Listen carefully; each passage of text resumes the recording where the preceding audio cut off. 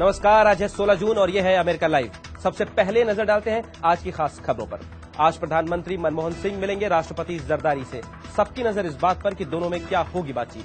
तालिबान पर कार्रवाई के दौरान रखा जाएगा नागरिकों की सुरक्षा का खास ध्यान, कहा अफगानिस्तान में अमेरिकी कमांडर मैकक्रिस्टल ने। और ईरान के चुनावी परिणामों के जांच के आदेश। अमेरिकी जानकार ने कहा अमेरिका और यूरोपीय संघ अहमदीनेजाद को ईरान का राष्ट्रपति मानने की जल्दबाजी न करें। वॉशिंगटन डीसी से मैं हूं वॉइस ऑफ अमेरिका का अमित श्रीवास्तव। अब खबरें विस्तार से। भारतीय प्रधानमंत्री मनमोहन सिंह पाकिस्तान के राष्ट्रपति आसिफ अली जरदारी से आज रूस के शहर यekaterinburg में मिल रहे हैं। पिछले साल नवंबर में मुंबई पर हुए आतंकवादी हमले के बाद से दोनों नेताओं की यह पहली मुलाकात होगी। जिस तरह से पाकिस्तान अमेरिका की विदेश नीति में अहम बना हुआ है, उसे देखते हुए भारत और पाकिस्तान के नेताओं के बीच होने वाली बातचीत बहुत महत्वपूर्ण मानी जा रही है और इस बातचीत पर अमेरिका की भी नजर है। दरअसल पिछले साल मुंबई पर आतंकवादी हमले के बाद से भारत और पाकिस्तान के बीच संबंध लगातार खराब होते रहे, लेकिन इसी बीच तालिबान के सफाई को लेकर अमेरिका की दिलचस्पी पाकिस्तान में बढ़ गई। जानकार ये मानते हैं कि भारत तालिबान के सफाई में पाकिस्तान की मदद तो कर सकता है, लेकिन पहली शर्त यह है कि दोनों देश आपस में संबंध सुधारें। मुझे लगता है पहली बात वो इस पर करेंगे कि भारत और पाकिस्तान के बीच संबंध कैसे सुधारे जाएं।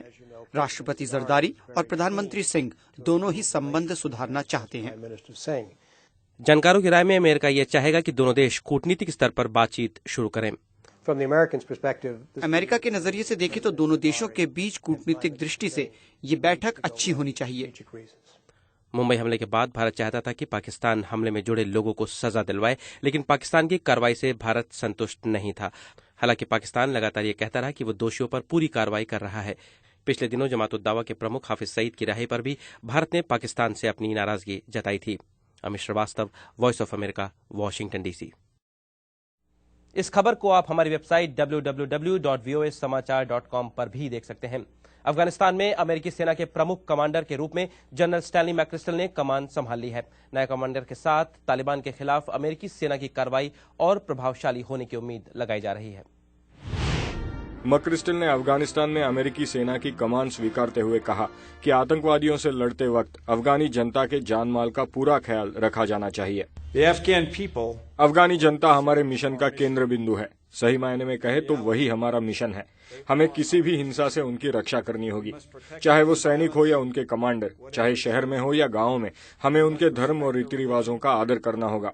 तालिबान और अलकायदा के खिलाफ अमेरिकी कार्रवाई में बेकसूर लोगों के मारे जाने के कई हादसे हाल के दिनों में हुए, जिसके कारण अफगानी जनता के बीच अमेरिकी सेना की लोकप्रियता घटी।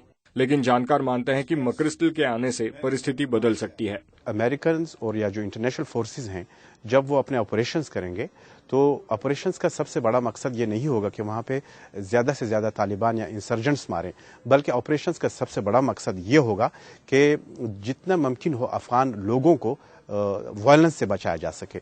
अफगानिस्तान में इस वक्त कुल 65,000 अमेरिकी सैनिक मौजूद है। Anshuman Apte, voice of America, Washington.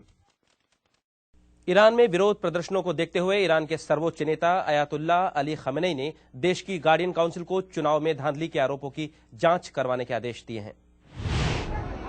Iran में चुनाव के बाद महमूद अहमदीनेजाद को दोबारा राष्ट्रपति चुन लिया गया है। एक तरफ जहां अहमदीनेजाद का कहना है कि चुनाव स्वतंत्र और निष्पक्ष रहे, वहीं दूसरी ओर विपक्षी उम्मीदवार मीर हुसैन मुसावी और उनके समर्थक चुनाव परिणाम को रद्द करने की बात कर रहे हैं। ईरान के धार्मिक नेता खमेनी ने इस मामले में निर्णायक कदम उठाते हुए ईरान के शक्तिशाली गार्डियन काउंसिल को चुनाव में धांधली के आरोपों की तहकीकात करने को कहा है। मोहसिन साजेकारा research institute for contemporary Iran के अध्यक्ष हैं और उनका कहना है कि ईरान के आम लोगों की पसंद अहमदीनेजाद नहीं है। मेरे ख्याल से ये अच्छा रहेगा कि सिर्फ अमेरिका ही नहीं, यूरोपीय यूनियन के देश और दुनिया भर के सभी देशों को अहमदीनेजाद की सरकार को लोकतांत्रिक सरकार नहीं समझना चाहिए। उनके साथ अंतर्राष्ट्रीय समुदाय को वैसा ही सुलूक करना चाहिए जैसा जिम्बाब्वे के राष्ट्रपति मुगाबे के साथ किया गया था। अमेरिकी विदेश मंत्रालय का कहना है कि चुनाव के बाद हो रहे विरोध प्रदर्शन और हिंसा चिंताजनक है, लेकिन अमेरिका ईरान के परमाणु कार्यक्रम और आतंकवाद को कथित समर्थन जैसे मुद्दों पर ईरान सरकार से बातचीत करना चाहेगा। Vidushi Sinha, voice of America.